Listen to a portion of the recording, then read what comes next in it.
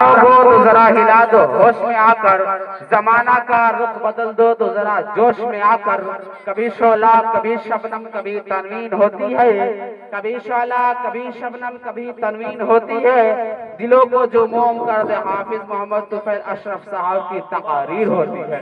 مخصوص ورحمۃ اللہ وبرکاتہ۔ ماشاءاللہ اینٹا پتھر سب کی ضرورت پڑ جاتی ہے۔ الصلاۃ والسلام علی سید المرسلین وعلی آلہ وصحبہ اجمعین، اما بعد فاعوذ باللہ من الشیطان الرجیم، بسم اللہ الرحمن الرحیم۔ وَإِلَٰهُكُمْ إِلَٰهٌ وَاحِدٌ لَا إِلَٰهَ إِلَّا هُوَ الرَّحْمَٰنُ الرَّحِيمُ۔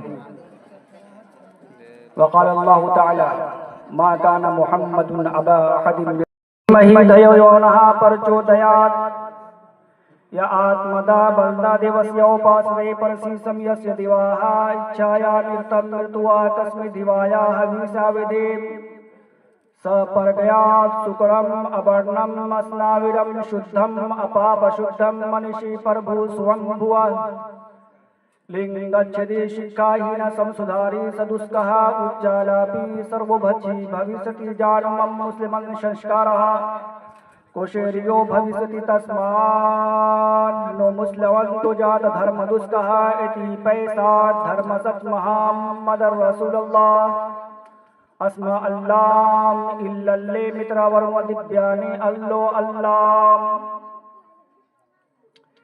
یہاں میں کچھ پچپات رکھا ہوں، وید پرانا سنت مت بھاکا ہوں، سنوت بکرم دیو اننگا مہا کک نستر پتنگا، راجنیتی بھاؤ پریتی دکھاوے آپن مت سب کو سمجھاوے، سرن چتر شدھ تلکل شاری تن کو ونش بھیو اتی بھاری، تب تک سندر مدی کویا بنا محمد پار نہ ہویا۔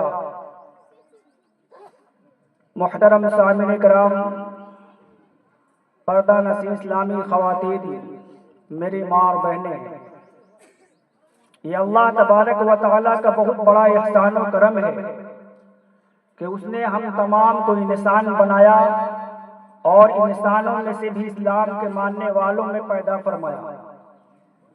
یہ ایمان کی دولت بہت بڑی دولت ہے، یہ دولت ہمارے ہاتھ بڑی مشکل سے آئی ہے۔ اس پیغام کو دنیا تک پہنچانے اور پھیلانے میں جو انبیاء علیہ السلام کو تکلیفیں دی گئی، صحابہ کرام کو تکلیفیں دی گئی، تبع تابعین، بزرگان دین، اولیاء کرام اور آج تک کے جو علماء کرام مصیبتیں جھیل رہے ہیں، ان کو بیان کرنا ہمارے لیے بس کی بات نہیں ہے، بڑی مشکل ہے۔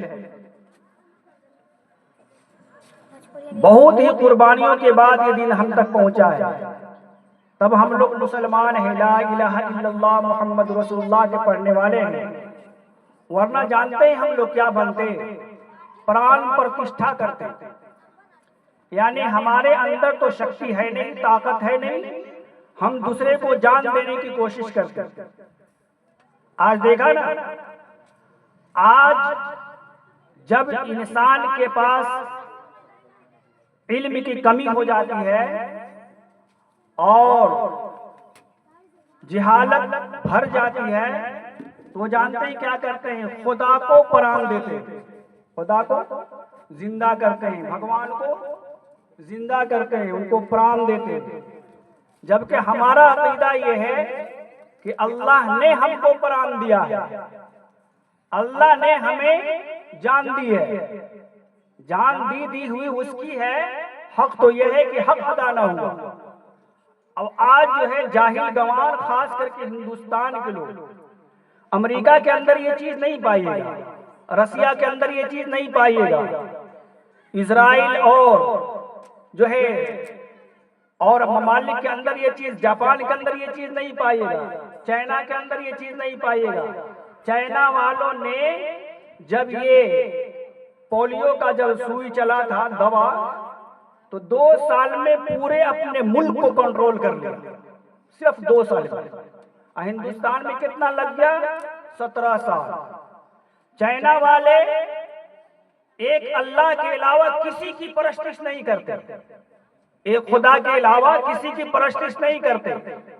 ہندوستان والے ایک خدا کے علاوہ 33 کروڑ دیوی دیوتاؤں کی پرستش کرتے ہیں۔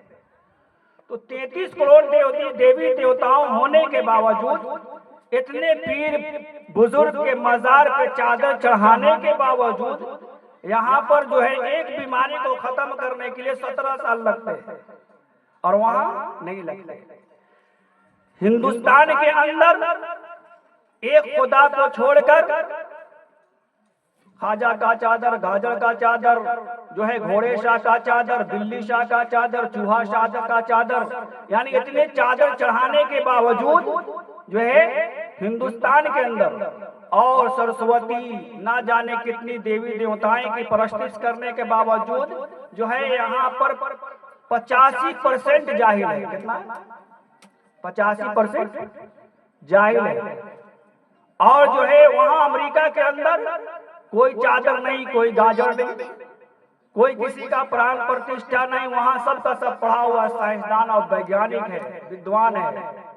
تو جہاں پر دیوی، اس دیوی کی پوجا پرستش ہوتی ہے جو گیان کی دیوی ہے، تو وہاں پر تو کوئی جاہل نہیں رہنا چاہیے تھا نا؟ رہنا چاہیے تھا؟ نہیں رہنا چاہیے تھا۔ آخر ہوا کیوں؟ اس لیے ہوا کہ ہم نے اصل چیز کو، جو بنیادی ہے، جو ہمارے لیے صحیح تھی، اس چیز کو ہم نے چھوڑ دیا۔ وہ کیا تھا؟ یکم برہما دوتیے ناستے نیہا ناستے کنچن، بس برہما ایک ہے، اللہ کے علاوہ کوئی برہما نہیں، ایشور ایک ہے، خدا ایک ہے۔ ساری پرشنسائیں، ساری کی ساری قربانیاں، سارے کے سارے جو ہے اپنے آدمی کو سمرپت کرنا صرف ایک اللہ ایشور کے تھا۔ ہم نے کیا کیا؟ سب کے پاس جھکنا شروع کر دیا، ایک رب کو چھوڑ کر کے سب کے پاس جھکنا شروع کر دیا۔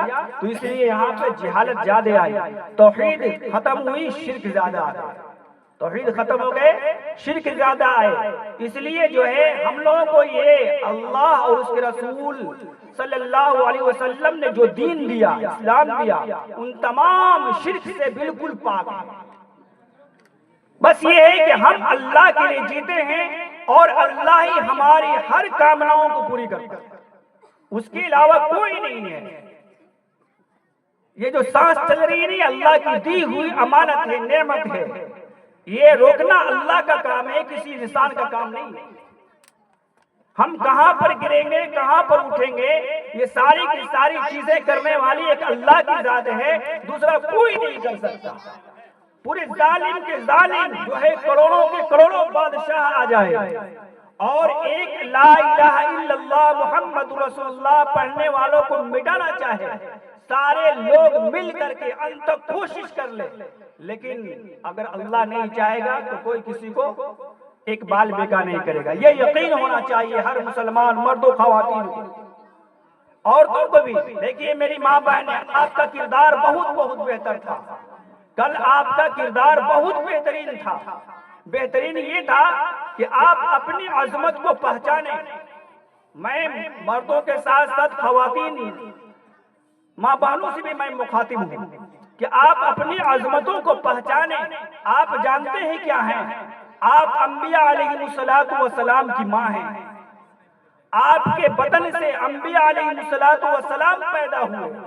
1,24,000 پیغمبر سندیشٹا اس دنیا کے اندر آئے، 1,24,000 اوتار آئے اسلام دھرم کے اندر، 1,00,000 ان کو جنم دینے والا یہی ماں بہنیں تھیں۔ اس کے بعد جو ہے 1,29,000 صحابہ کرام اس دنیا میں آئے، ان کو جنم دینے والے یہی ماں بہنیں تھیں۔ پھر جو ہے تبع تابعین، بزرگان دین، اولیاء کے بہت بڑا قافلہ جس کو گننا مشکل ہے ہمارے لیے، ان تمام کو جنم دینے والا یہی ماں بہنیں تھیں۔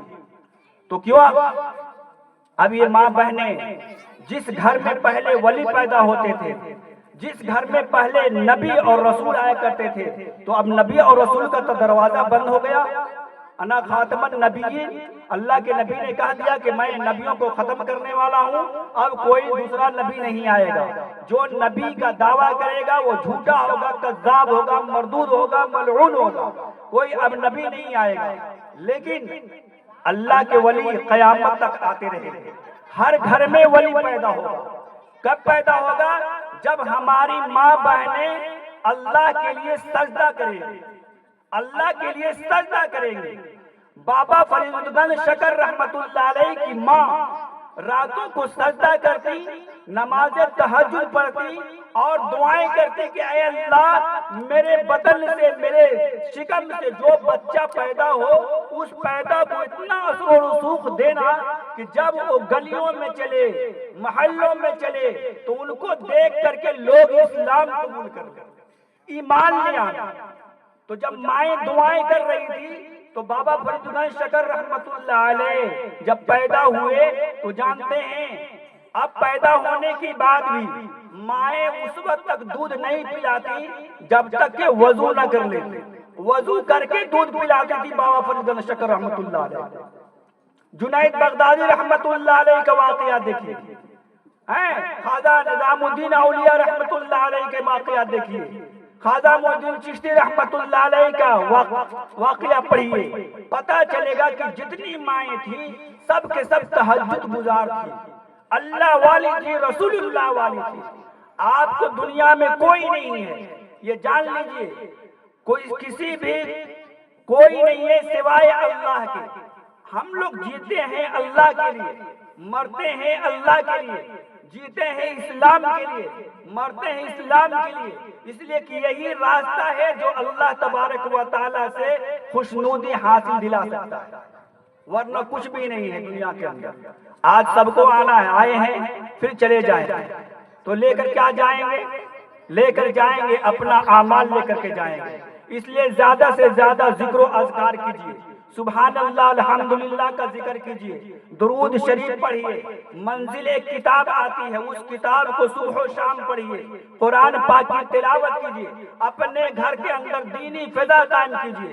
اور تمام علماء آج جو ہماری ماں بہنیں بے دینی کا شکار ہو رہی ہیں، اس میں خاص کر کے علماء و ہمارے دانشور حضرات جو ذمہ دار ہیں۔ مسجدوں سے ان کو روکا گیا، چلو مسجدوں سے روک گئے، کچھ مسئلہ اور ہے اس لیے روک دی گئی، لیکن دینی مجالس ان کو نہیں روکنا چاہیے، دینی مجالس ان کو روکنا نہیں چاہیے۔ خواتین کو تربیت ہو، خواتین کی اجتماع ہو، خواتین کی جو ہے دینی مجالس قائم ہو، اور ہر مہینے ہر بستی میں ہو، ہر مہینے ہر بستی میں خواتین کے لیے انتظام کیا جائے، ان کو پڑھنے پڑھانے کا جو ہے شوق دلایا جائے، دینی تربیت کی جائے۔ آج ہم لوگ تعلیمی بیداری کانفرنس میں بیٹھے ہیں، آج سب لوگ یہی کہتے ہیں کہ مدارس مدارس مدارس، مولوی مولوی مولوی، چندہ چندہ چندہ، یہ کیا دیا ہم کو؟ کچھ نہیں دیا، بس یہ تو دن رات خالی چندے کی بات کرتا ہے، دن بھر قرآن کی بات کرتا ہے، دنیا کہاں سے کہاں چلا گیا، یہی نہیں کہتا ہے۔ یہ جو ہے نا نہیں اس میں ہندی پڑھاتے ہیں، نہ انگلش پڑھاتے ہیں، نہ ڈاکٹر بناتے ہیں، نہ انجینئر بناتے ہیں، کچھ بھی نہیں بناتے۔ لیکن جان لیجئے جو مولوی نے بنایا نا دنیا کے ڈاکٹر نے نہیں بنایا، جو مولوی نے بنایا وہ ماسٹر نے نہیں بنایا، جو مولوی نے بنایا وہ انجینئر نے نہیں بنایا۔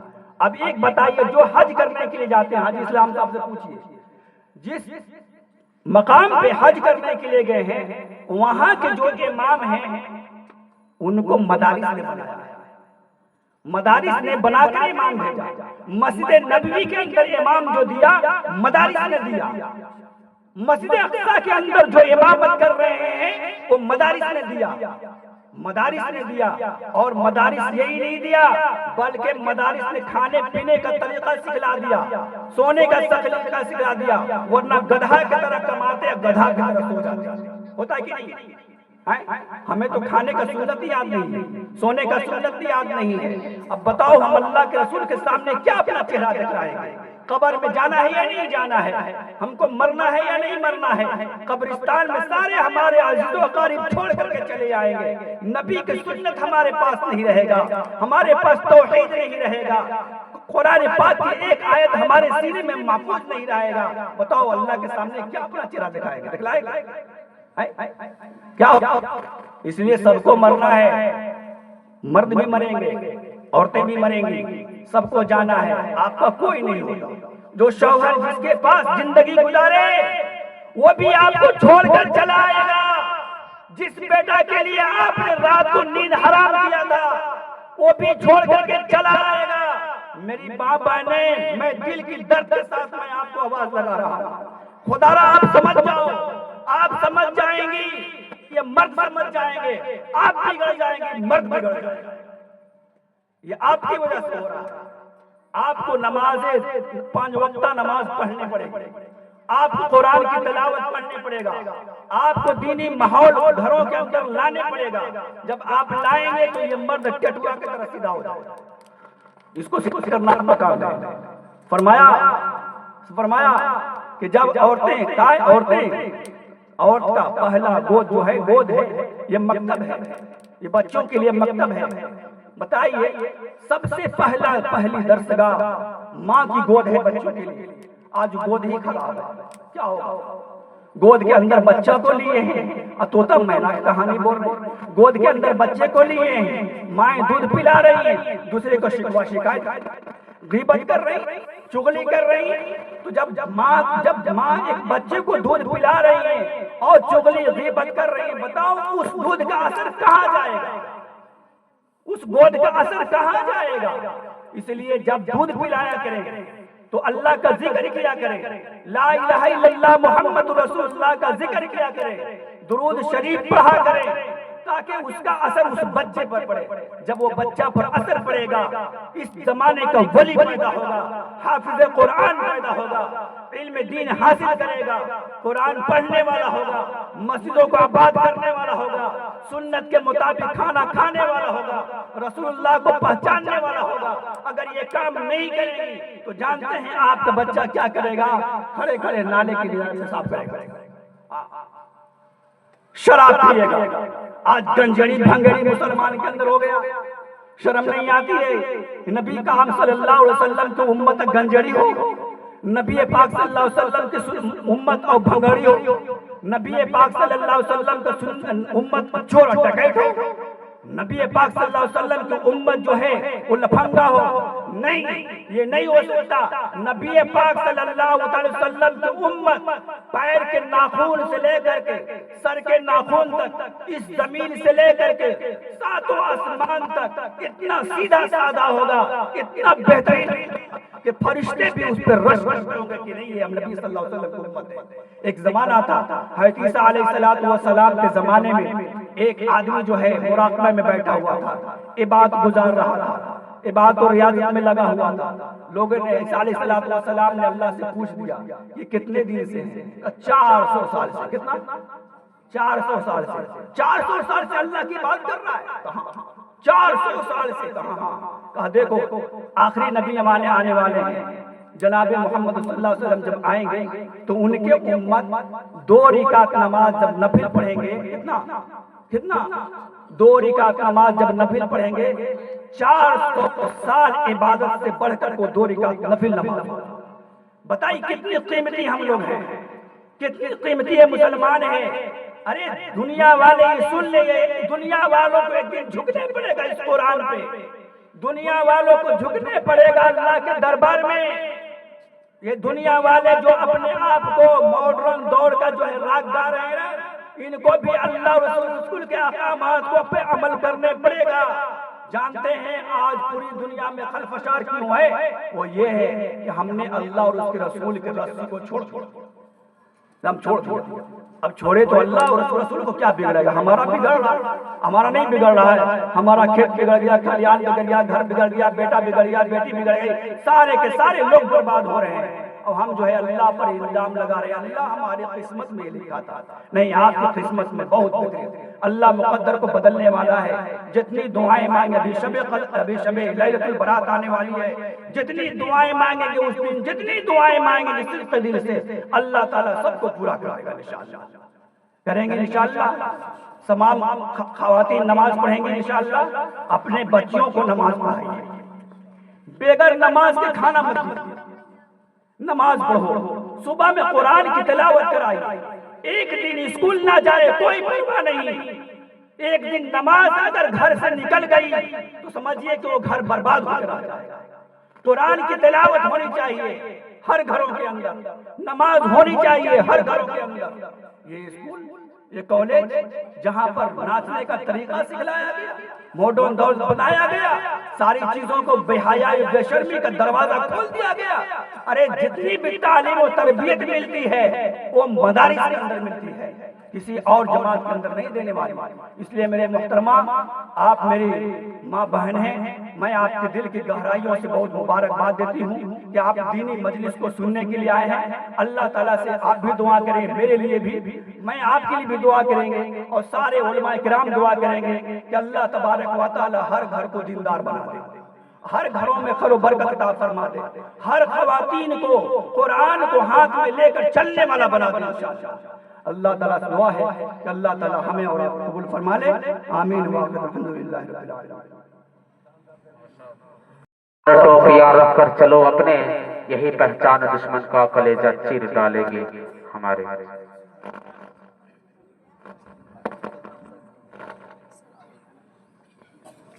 السلام علیکم ورحمۃ اللہ وبرکاتہ۔ وعلیکم السلام ورحمۃ اللہ وبرکاتہ۔ الحمد للہ رب العالمین والعاقبۃ للمتقین والصلاة والسلام على رسوله الكريم وعلى آلہ وصحبہ اجمعین ومن تبعهم بإحسان إلى يوم الدين، أما بعد فأعوذ بالله من الشيطان الرجيم، بسم الله الرحمن الرحيم، يا أيها الذين آمنوا ادخلوا في السلم كافة ولا تتبعوا خطوات الشيطان إنه لكم عدو مبين۔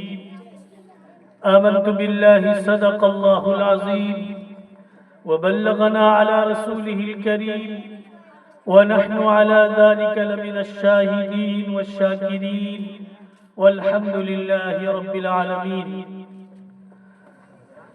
ایک مرتبہ بلند آواز سے درود پاک پڑھ لیں۔ اللہم صلی علی سیدنا و مولانا محمد وعلی آلہ وصحبہ وبارک وسلم کما تحب و ترضى عدد ما تحب و ترضى۔ حضور آئے تو سر آفرینش آ گئی دنیا، حضور آئے تو سر آفرینش آ گئی دنیا، اندھیرے سے نکل کر روشنی میں آ گئی دنیا، سکھے چہرے کا زنگ اترا بجھے چہرے پہ نور آیا، سکھے چہرے کا زنگ اترا بجھے چہرے پہ نور آیا، حضور آئے تو انسانوں کو جینے کا شعور آیا۔ ہم مسلمان ہیں، ہمارا رہنما قرآن ہے، اس میں جو کچھ ہے ہمارا دین ہے، ایمان ہے، اس کی ہم کریں گے عزت اور ادب جسم میں جب تک ہماری جان ہے۔ دشمن نہ ملے گا تمہیں شیطان سے بدتر، دشمن نہ ملے گا تمہیں شیطان سے بدتر، اور رہبر نہ ملے گا تمہیں قرآن سے بہتر۔ میرے انتہائی واجب الاحترام، نہایت ہی قابل قدر معزز علماء کرام، دانشوران قوم و ملت، برادران ملت اسلامیہ، اور ہماری مائیں اور بہنیں، میرے عزیز بچوں، صرف ہمارے پاس 10 منٹ کا وقت ہے، اذان ہو جائے گی۔ بس میں نے قرآن کریم کی جو آیت تلاوت کی ہے، بس اس آیت کی تھوڑی سی تشریح آپ حضرات کے سامنے رکھ کر بات کو ختم کرنا چاہتا ہوں۔ دعا فرمائے اللہ پاک کہنے والے کو بھی اور سننے والے کو بھی عمل کی توفیق عطا فرمائے، آمین۔ آیت کریمہ میں اللہ پاک نے ایمان والے بندوں سے خطاب کرتے ہوئے فرمایا، یا ایہا الذین آمنوا ادخلوا فی السلم کافہ، اے ایمان والو اسلام میں پورے کے پورے داخل ہو جاؤ، ولا تتبعوا خطوات الشیطان، اور شیطان کے نقش قدم کی پیروی نہ کرو، اس کے پیچھے نہ چلو۔ انہو لکم عدو مبین، اس لیے کہ وہ تو تمہارا کھلا ہوا دشمن ہے۔ غور کرنے کا مقام ہے، اور یہاں پر سمجھنے کی جو بات ہے وہ یہ ہے کہ اللہ پاک نے مومنوں سے خطاب فرمایا ہے، ان لوگوں سے خطاب فرمایا جو ایمان لا چکے ہیں، جو کلمہ طیبہ اور کلمہ شہادت پر اپنے اعتقاد کا اظہار کر چکے ہیں، ان لوگوں سے خطاب ہو رہا ہے جو اشہد ان لا الہ الا اللہ و اشہد ان محمد رسول اللہ کہہ چکے ہیں۔ ان سے خطاب کر کے رب کائنات فرما رہے ہیں اے ایمان والو اسلام میں داخل ہو جاؤ۔ غور کیجئے، ایمان والے کو اسلام میں داخل ہونے کی دعوت دے رہے ہیں رب کائنات۔ حالانکہ عام طور پہ یہ بات سمجھ میں آتی ہے کہ جب ایک شخص ایمان لا چکا ہے تو اسلام میں بھی داخل ہو گیا ہے۔ ایمان اور اسلام ایک ہی چیز سمجھی جاتی ہے، لیکن رب کائنات کا یہ انداز خطاب کہ اے ایمان والو اسلام میں داخل ہو جاؤ، اس سے یہ بات سمجھ میں آ رہی ہے کہ ایمان الگ چیز ہے اور اسلام الگ چیز ہے، اور ایمان لانے کے بعد اسلام میں داخل ہونا بھی ضروری ہے، تبھی تو دعوت دی جا رہی ہے۔ میرے دوستو، سب سے پہلے ہمیں یہ سمجھنا ہے کہ اسلام کیا ہے، اسلام کے معنی کیا ہے، اور ایمان والوں کو اسلام میں داخل ہونے کی جو دعوت دی جا رہی ہے اس سے کیا مراد ہے۔ یاد رکھیں، اسلام یہ باب افعال کا مصدر ہے، جس کے معنی آتے ہیں اپنے آپ کو کسی بڑی طاقت کے آگے جھکا دینا، کسی سپر پاور طاقت کے آگے اس کے سامنے سر تسلیم خم کر دینا، اپنے آپ کو اس کا مطیع و فرما بردار بنا لینا، جس طرح وہ چاہے اس طرح اس کے حکم پر عمل کرنا، یہ ہے اسلام کے معنی۔ تو جس کا مطلب یہ ہوا کہ صرف کلمہ طیبہ پڑھ لینے سے اور کلمہ شہادت پر اعتقاد کر لینے سے، اللہ کی وحدانیت کو مان لینے سے، رسول اللہ کی رسالت کو تسلیم کر لینے سے، یوم آخرت پر ایمان لے آنے سے یہ بات اسلام میں داخل ہونے کے لیے کافی نہیں ہے، بلکہ اسلام میں داخل ہونے کے لیے یہ ضروری ہے کہ اپنے آپ کو، اپنے وجود کو اللہ اس کے رسول کے حکم کے تابع بنا دے، جیسا رب چاہتا ہے اس طرح کرے، یہ ہے اسلام کا معنی۔ یہی لفظ اسلام، دلیل، ہر چیز کی ایک دلیل ہوتی ہے، یہی لفظ اسلام اللہ پاک نے قرآن کریم کی سورہ صافات میں حضرت ابراہیم خلیل اللہ علیہ السلام کے واقعے میں بیان فرمایا، استعمال فرمایا۔ واقعہ ہم آپ خوب زیادہ جانتے ہیں کہ ابراہیم خلیل اللہ جو اللہ کے جلیل القدر پیغمبر ہیں، جو بڑے آزمائشوں سے گزرنے کے بعد اللہ نے انہیں ایک مطیع و فرما بردار جیسے ایک اولاد عطا فرمائی، حضرت اسماعیل علیہ السلام کی شکل میں۔ بڑی دعاؤں اور بڑی امنگوں کے بعد اللہ نے وہ دولت دی تھی، لیکن اللہ کا حکم آ گیا ابراہیم اسماعیل کو ذبح کر کے اس کا کام تمام کرو، یہ اللہ کا حکم آ گیا۔ حضرت ابراہیم علیہ السلام اب اللہ کے اس حکم کو کوئی عقلی حکمت اور کوئی عقلی مصلحت ترازو پہ نہیں تولتے۔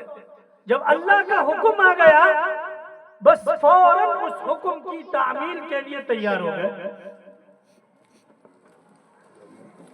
نہ تو کوئی دنیا کا انسان اس عمل کو عقل و انصاف کے موافق قرار دے سکتا تھا، اور نہ کوئی یہ کر سکتا ہے کہ کوئی باپ اپنے بیٹے کو ذبح کرے گا، یہ ہو ہی نہیں سکتا تھا۔ لیکن اللہ کے برگزیدہ نبی تھے، پیغمبر تھے، اور پیغمبر پر جب حکم آ گیا تو پیغمبر اس کی تابعداری کرتا ہے۔ چنانچہ فوراً حضرت اسماعیل علیہ السلام کو کے سامنے حاضر ہو کر کے کہا یا بنیا انی ارا فی المنام انی اذبحک فانظر ماذا تری، اے میرے بیٹے میں نے خواب میں دیکھا ہے کہ میں تمہیں ذبح کر رہا ہوں، تم بتاؤ تمہاری کیا رائے؟ نبی جو خواب میں دیکھتا ہے وہ ہمارے خوابوں کی طرح نہیں ہوتا، ہمارے طرح خوابوں میں قلا بازیاں نبی نہیں کھاتا، نبی نیند میں بھی بیدار رہتا ہے، اس کا دل سوتا نہیں ہے، اس لیے وہ خواب میں بھی جو باتیں دیکھتا ہے وہ بھی صبح میں سورج کی روشنی کی طرح واضح ہوتا ہے۔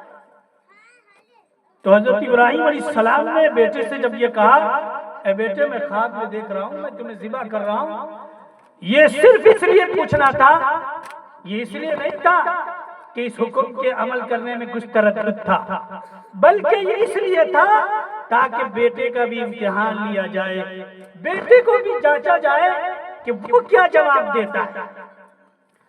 چنانچہ بیٹا بھی تو ابراہیم خلیل اللہ کا بیٹا تھا، وہ عظیم پیغمبر جو ہونے والا تھا، جس کی صلب سے خاتم النبیین، امام المرسلین، سید الاولین والآخرین، رحمت للعالمین صلی اللہ علیہ وسلم اس دنیا میں تشریف لانے والے تھے، بھلا وہ بیٹا کیسے انکار کر سکتا تھا؟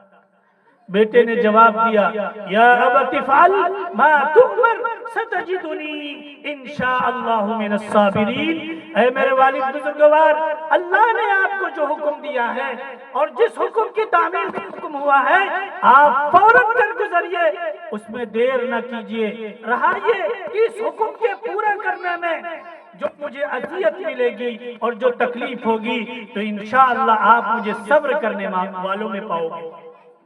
ہمارے اور تمہارے جیسا بیٹا ہوتا تو فوراً کہتا ابا جان کیا بات ہے، میں نے کون سی ایسی خطا کی، میں نے کون سا ایسا جرم کیا، میں نے کون سے گناہ کیے کہ جس کے پاداش میں میری زندگی کے حق، مجھے جینے کے حق سے محروم کیا جا رہا ہے، میری زندگی چھینی جا رہی ہے۔ ہم آپ ہوتے تو ایسے ہی تو کہتے، لیکن اسماعیل علیہ السلام کیا کہہ رہے ہیں یا ابت افعل ما تؤمر ستجدنی انشاءاللہ من الصابرین، اے ابا جان کر گزریے، دیر نہ کیجئے، میں صبر کر لوں گا انشاءاللہ، اللہ تعالیٰ چاہا تو میں صبر کرنے والوں میں آپ پاؤ گے۔ چنانچہ ابراہیم علیہ السلام چھری تیز کرتے ہیں، رسی کو گھر سے لیا اور ساتھ نکل گئے اس مقام پہ، مینا کا وادی جہاں حاجی لوگ آج 5 دن حج کے ایام میں قیام فرماتے ہیں، اس پہاڑ کو میں نے دیکھا اور اس جگہ کی بھی زیارت اللہ نے کرائی جہاں پہ ابراہیم اور اسماعیل علیہ السلام نے اس واقعے کو انجام دیا ہے۔ حضرت ابراہیم علیہ السلام چھری تیز کر چکے ہیں، حضرت اسماعیل علیہ السلام کہتے ہیں ابا جان میری 1-2 تجویز ہے، اگر آپ کو پسند آئے تو اسے قبول کر لینا، آپ مجھے سیدھا نہ لٹائیے اور آپ اپنے آنکھوں کی پر پٹی باندھ لیجئے، کہیں ایسا نہ ہو کہ آپ چھری چلاتے وقت پدری شفقت کہیں بیدار نہ ہو جائے، نہ ہو جائے۔ میرے بیٹے میں بہت زور سے چھری چلا رہا ہوں، چھری تیز بھی ہے لیکن چھری کاٹتی نہیں، یہ اس طرح کے چھری کاٹے بھی تو کیسے، اللہ کا حکم ہے اے چھری خبردار خبردار، اگر رونگٹے کے برابر بھی کاٹا تو تجھے کل جہنم میں جلنا پڑے گا۔ ایک چھری اطاعت و فرمانبرداری کی مثال دے کر چلی گئی اپنے رب کی۔ ایک ہم اور آپ انسان ہیں جو دن بھر میں اپنے رب کی کتنی نافرمانی کرتے رہتے ہیں، ہر جگہ کھلم کھلا بغاوت پہ اتر آئے ہیں، جن کاموں سے اللہ اس کے رسول نے منع کیا انہی کاموں کو کرنا ہمارا محبوب مشغلہ بن گیا ہے، اور جن کاموں کے کرنے کا حکم دیا ہے آج ان کاموں سے ہم دور بیٹھے ہیں۔ تو چھری کاٹتی نہیں۔ اسماعیل علیہ السلام کہتے ابا جان ٹھہرو، شاید اللہ کو میرا بنایا وہ ہیلا پسند نہیں، اپنے آنکھ سے پٹی اتارو اور مجھے سیدھا لٹاؤ، کہ شاید اللہ کو یہ منظور ہو باپ بیٹے کی نظر بھی ملے اور چھری بھی چرے، اور اس طرح اسماعیل میرے راہ میں قربان ہو۔ چنانچہ والد بزرگوار ابراہیم علیہ السلام نے آنکھ سے پٹی بھی اتاری اور جو الٹا لٹایا ہوتے پھر سیدھا لٹایا۔ ایسے موقع کو بیان کرنے کے لیے قرآن کریم میں جو لفظ استعمال ہوا ہے وہ اسلام کا لفظ استعمال ہوا ہے۔ فلما اسلما وتلہ للجبین، ابراہیم اور اسماعیل دونوں اسلام لے آئے۔ کیا مطلب؟ یعنی دونوں نے اللہ کی حکم کی اطاعت و فرما برداری کی، جیسا اس کا رب چاہتا تھا اس طرح کر گزرے۔ تو اسلام کے معنی ہی آتے ہیں جیسا اس کا خالق اور مالک چاہتا ہے اسی کے مطابق زندگی گزارے۔ اسی اسلام میں داخل ہونے کی اس آیت کریمہ میں دعوت دی گئی ہے۔ اے ایمان والو، جب تم ایمان لا چکے ہو، کلمہ طیبہ پڑھ چکے، کلمہ شہادت کا اقرار کر چکے، اللہ کی وحدانیت کو مان چکے، رسول اللہ کی رسالت کو تسلیم کر چکے ہو، تو اب آؤ اسلام میں داخل ہو جاؤ، یعنی اللہ کے حکم کی اطاعت و فرما برداری۔ قرآن کریم کی آیت سے یہی معلوم ہوتا ہے۔ اس لیے اے مسلمانوں، اپنے گریبان میں جھانک کر جائزہ لو کہ کس رخ پر ہم جا رہے ہیں، اور پھر ہم رونا روتے ہیں کہ بربادی ہمارے مقدر بن گئی، ناکامی ہماری مقدر ہو گئی۔ یاد رکھو، جن کاموں کے کرنے کا حکم دیا گیا ہے اگر ان کاموں کو نہیں کرو گے تو نہ کرنے والا کام تم کو کرنا پڑے گا، وقت تو کہیں نہ کہیں لگے گا۔ اسی لیے کرنے والے کام کو کرتے رہو تو نہ کرنے والے کام سے خود بخود بچ جاؤ گے، اور اگر کرنے والے کام کو نہیں کرو گے تو نہ کرنے والا کام خود بخود کرنا پڑے گا۔ یہی اصول ہے۔ اس لیے ان چھوٹے سے تھوڑے سے وقت میں یہی اسلام کا پیغام ہے کہ آئیے پورے طور پر اسلام میں داخل ہو جائیے، آدھا ٹکر آدھا بٹیر نہیں، کچھ ادھر کچھ ادھر۔ اللہ کو یہ چیزیں پسند نہیں ہے، یا تو ادھر ہو جائیے یا تو پھر ادھر ہو جائیے۔ یہ کیا ہے کہ کچھ ادھر بھی ہے کچھ ادھر بھی ہے، جدھر کھیر ادھر پھیر، یہ ادا اللہ کو پسند نہیں ہے۔ اس لیے قرآن کریم کے تعلیمات اور احادیث روشنی کے مطابق یہی تعلیم دی گئی ہے کہ اللہ اس کے رسول جیسا چاہتے ہیں اس طرح کر گزریے۔ اللہ پاک ہمیں عمل کی توفیق عطا فرمائے۔ وآخر دعوانا الحمدللہ رب العالمین۔ مشکور ہوں کہ آپ حضرات اپنا بڑا قیمتی وقت کو دیا ہے، اور جس نسبت کے ساتھ آپ یہاں جمع ہوئے یہ بڑی اعلیٰ اور عرفہ نسبت ہے۔ یہ نسبت قرآن کے متعلق آپ نے یہاں اپنے وقتوں کو دیا ہے۔ اللہ اس کا ہم سب کو جزائے خیر عطا فرمائے، اور اسی طریقے سے ہم سب کو جمع ہونے کو بار بار توفیق عطا فرمائے۔ آمین۔ یہ جو مدارس اور یہ جو انعامات اور یہ علماء کا خطاب اور بیانات، نعت پاک کا گنگنانا، یہ اصل حقدار آپ حضرات ہیں کہ آپ کی محنت و کاوش کا یہ عملی نتیجہ ہے جو آپ اس مدرسے کے اوپر اپنی محبت اور شفقت کا ہاتھ رکھتے ہیں، اپنے قیمتی سرمایہ بچوں کو عنایت کرتے ہیں، ہمیں دیتے ہیں۔ آج اس پھول اور بچے کو آپ کے سامنے 1 سال کا عملی نتیجہ جو آپ کے حوالے سے دیا جا رہا ہے، بڑے ہی خوش نصیب ہیں وہ حضرات جن کے بچوں کو انعام دیا جا رہا ہے۔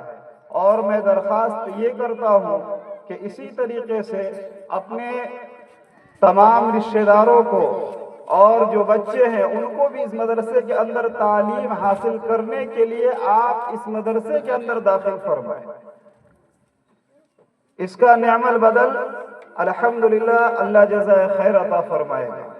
بہرحال وقت نہیں ہے، انعامی پروگرام اور تقسیم ہونے کے بعد بس چھوٹی سے آپ کا قیمتی وقت لیا جائے گا، دعا ہوگا، اور دعا کے بعد آپ تمام حضرات کے لیے کھانے کا بھی انتظام کیا گیا ہے، بغیر کھانا کھائے کوئی حضرات نہیں جائے، اور نماز کے بعد انشاءاللہ تعالی اس کا اہتمام کیا جائے گا۔ انعام تقسیم کرنے کے لیے میں سیکریٹری جناب حاجی محمد اسلام انصاری صاحب جو مدرسے کے سیکریٹری ہیں، اور جناب نثار اختر صاحب، یہ بڑے ہی معاون اور پورے ارول ضلع کے اندر مائنورٹی کمیٹی کے سیکریٹری بھی ہیں، اور ہمدرد قوم کے ملت کے درد رکھنے والے ہیں۔ ان سے بھی گزارش کرتے ہیں کہ آپ اسٹیج پہ آ جائیں اور بچوں کو انعام تقسیم کرنا ہے۔ جناب ماسٹر جمیل احمد صاحب اختر صاحب، آپ بھی تشریف لے آئیں، اور حضرت مولانا آفاق قاسمی صاحب، امام صاحب، یہ تمام حضرات جو علماء ہیں آگے آ جائیں اور اپنے دست ہاتھوں سے ان بچوں کو انعامی تقسیم کریں۔ وقت کم ہے، چونکہ چند منٹوں کے بعد نماز کا وقت ہو جائے گا۔ انصاری بازد پور، افروز انصاری بازد پور۔ تمام بچوں سے گزارش ہے کہ آپ لوگ قریب آ جائیں۔ نیچے محمد امن انصاری حیدرآباد، امن انصاری حیدرآباد۔ اشرف صاحب، یہ محمد اکبر انصاری گنگاپور، اکبر انصاری گنگاپور۔ ماسٹر جمیل اختر صاحب، اکبر انصاری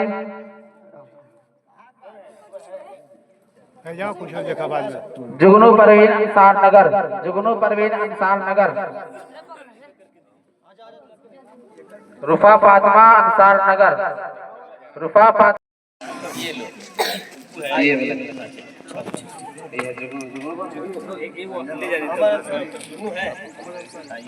جناب عزت معاب فیضا پروین انصار نگر، فیضا پروین انصار نگر۔ رنجن جی، فیضا جس بچے کا نام لیا جائے وہ آئے، ورنہ ادھر ادھر ہو جائے گا۔ شائستہ جہاں انصار نگر، شائستہ جہاں انصار نگر۔ محمد جاوید کریم انصار نگر، روزی خاتون آ جائے، روزی خاتون انصار نگر۔ محمد مزمل انصاری انصار نگر، روزی خاتون انصار نگر، روزی روزی۔ فاطمہ خاتون انصار نگر، فاطمہ خاتون انصار نگر۔ اور ہمارے یہاں پہ مہمان خصوصی محمد رنجن یادو، نواب انصاری انصار نگر، چوتھا طرف نواب چوتھا کے انصاری ضلع انصار پارشد نگر۔ رنجن یادو صاحب آ جائیں، آپ کے ہاتھوں سے بھی شہزادے گلب شاہ انصار نگر، شہزادے گلب شاہ انصار نگر۔ محمد عامر انصاری انصار نگر، اور گڈو مکھیا صاحب بھی یہاں پر تشریف لے آئے۔ عطیفہ توفیق انصار نگر، عطیفہ توفیق انصار نگر۔ عامر انصاری آیا، عامر انصار نگر۔ الصبا توفیق انصار نگر، الصبا توفیق انصار نگر۔ عامر انصاری، محمد نواب انصاری انصار نگر، نواب انصاری انصار نگر۔ یوسف انصاری، یوسف انصاری۔ عالیہ پروین انصار نگر، محمد فیض، محمد فیض کون ہے؟ محمد فیضان، محمد احسان انصاری پاٹھک بیگھا، محمد احسان انصاری۔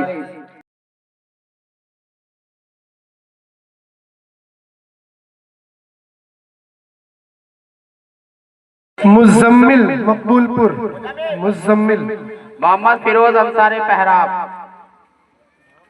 محمد سفیان دھمول، محمد شہزاد انصاری، محمد شہزاد انصاری۔ شہنواز یہی رہی،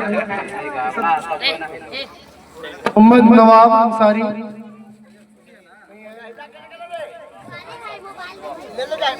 الصف توفیق، الصبا توفیق، अलिफ बा तौफीक नवाब कहाँ जा रहा है?